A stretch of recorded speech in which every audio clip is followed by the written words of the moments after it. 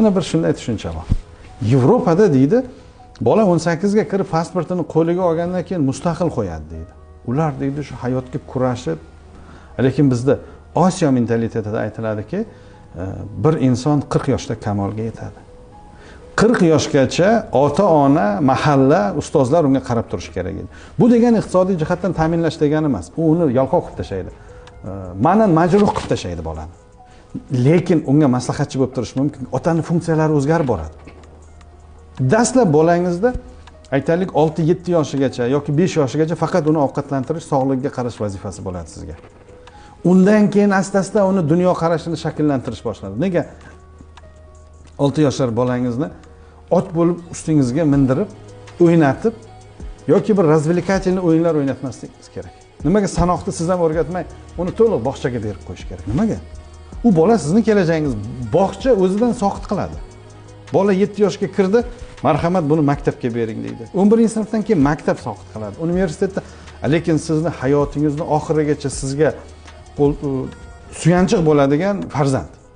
U bilan siz shug'ullanishingiz kerak. Bizda aytadiki, bolani mustaqil qo'ymaslik yo'q. Faqat ota funksiyasini o'zgartirib borish kerak. Faqat iqtisodiy jihatdan qo'llash emas, mayli institut tugatgandan keyin unga maslahatchisiga o'tish kerak. Bolam, bu yo'l men rahbarlik hayot yo'limda ochig'ini aytish kerak. Xatolar qilgandirman, nimagadir kech tushungandirman. Lekin o'zimday yurgan, otasi masalan fan doktori bo'lgan, akademik bo'lgan, o'zimday teng yurgan lavozimda ilmiy darajalarga yurganga nisbatan men ko'proq pand yedim. Ustoz o'zini yo'liga, lekin ularning otasi maslahat berib turdi. Men otamdan erta ayrilganim ba'zi narsalarga tajribasizlik qilishimga olib keldi. Shuning uchun bolalar otasini 100 yoshigacha qadriga borish kerak. Loqal haftada bir kun borib otasi bilan bir piyola choy ichgan vaqtda ota bolasini bir haftalik mehnat faoliyatiga ham, oilaviy faoliyatiga ham, ko'cha-kuyga ham bemalol baho berib ayta oladi-da.